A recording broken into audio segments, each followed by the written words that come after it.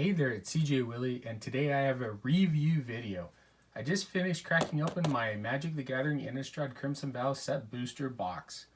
The focus of each video was, what is the average pack value?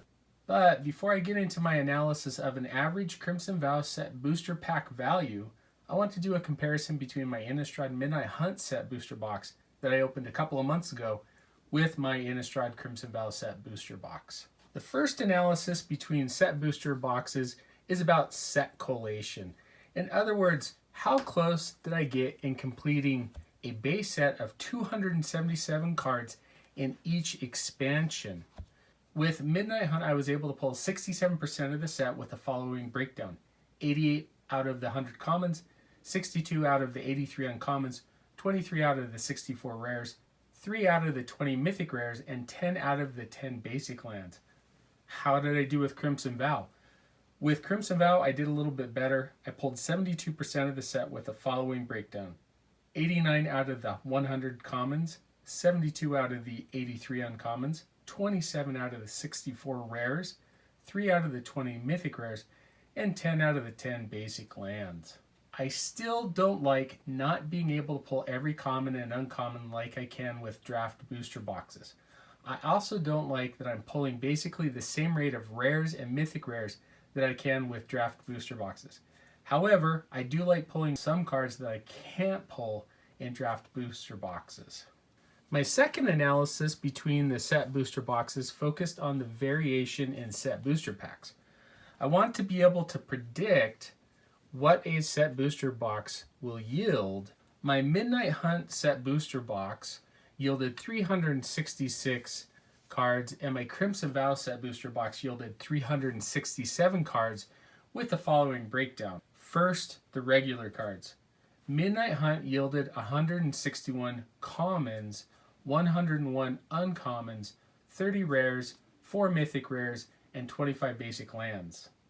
Crimson Vow yielded 168 commons, 94 commons, 30 rares, 4 mythic rares, and 26 basic lands.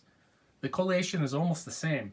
The only deviation in the commons and uncommons was the Midnight Hunt box yielded 7 more uncommons, while the Crimson Vow box had 7 more commons. For foil cards, the following breakdown took place in each box. Midnight Hunt yielded 35 foil cards with 20 commons, 7 uncommons, 3 rares, and 5 basic lands.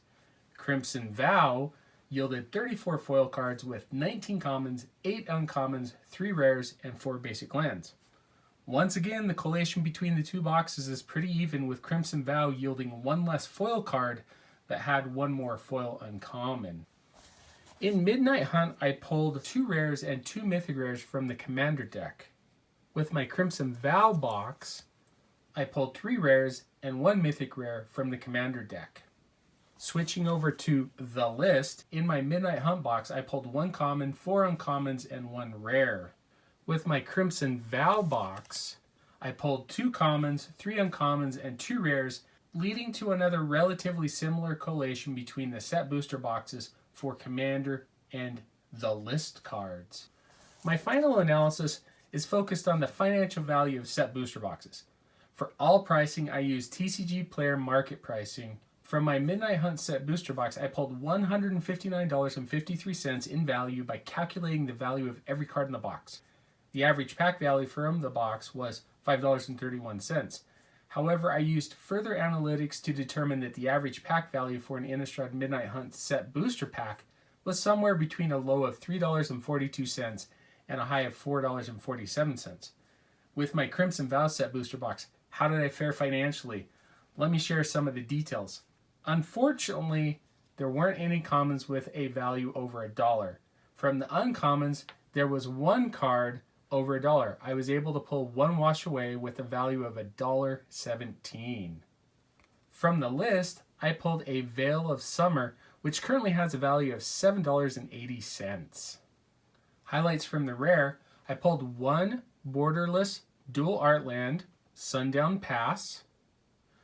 Other rares that I pulled were Storm-Carved Coast, Deathcap Glade, Headless Rider, Runo Stromkirk Showcase, Helena and Elena Partners Foil Showcase,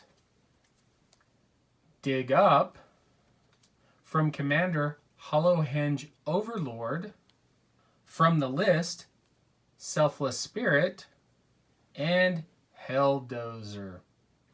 These were rares with a value of $1 and above. Highlights from the Mythic Rares: I pulled a Cemetery Gatekeeper Showcase, Cemetery Prowler, Cemetery Illuminator, and Cemetery Protector. Apparently my box was the Cemetery Mythic Rare Special Box. I did pull a Commander Mythic Rare. Luckily I pulled the most valuable card in that set, Wedding Ring, coming in at $16.90. Unlike Midnight Hunt, the lands didn't carry value over $1. However, I did pull an Island Foil that is currently at $1.06. From the tokens, I was able to pull two relatively valuable cards. The Vampire token, generated by Sorin the Mirthless, second ability, is $3.99, and the Slug token, generated by Toxriel the Corrosive, is $3.71. Typically, the art cards don't carry much value at all, but I did pull a couple of notable gold stamp art cards. Kaya, Geist Hunter, gold stamped, is $4.11. And Thalia, Guardian of Thraben, gold stamped, is $4.01. I'll use the same analysis to determine a more realistic average pack value for Innistrad Crimson Vow set boosters. Unlike my Midnight Hunt set booster box, I didn't pull any overly valuable cards like Meat Hook Massacre. In fact, I may have opened a relatively average set booster box. I'll start by comparing the three values that I tracked while I cracked open my Innistrad Crimson Vow set booster box. First, I tracked the value of the cards from what the value for the set was on January 7th, 2022. Using this value marker, the cards equaled $145.38.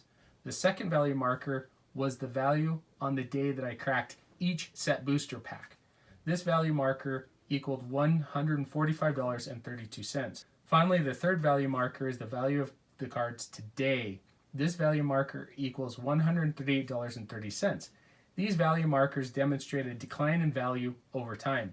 Using the value marker for today, the average pack value is $4.61, which is a decrease of 23 cents from the value marker of January 7th, 2022. If I consider only commons, uncommons, rares, mythic rares, and foil premium cards over $1 from the January 7th, 2022 value marker in this financial analysis, the total value of my set booster was $97.58 for an average pack value of $3.25. If I do the same analysis of commons, uncommons, rares, mythic rares, and foil premium cards over $1 with today's value marker, the total value of my set booster box is $92.45 for an average pack value of $3.08. Therefore, I believe an average set booster pack value for Innistrad Crimson Vow is between a low of $3.08 and a high of $4.61, which brings it right in line with an average set booster pack value for Innistrad Midnight Hunt. Since I spent $125.80, including taxes, for my Innistrad Crimson Vow set booster box, I needed the average pack value to be greater than $4.18. Opening an average pack value of $4.84 was great, even if I got price gouged a little bit by my local game store. But it is still a win nonetheless. I hope you enjoyed the video. If you did like it, please subscribe and share. Tell me in the comments section what you think about my financial analysis on what the expected value is of an average set booster pack. I'll be back soon with another Magic the Gathering opening experience. Tune in next time to see what I crack.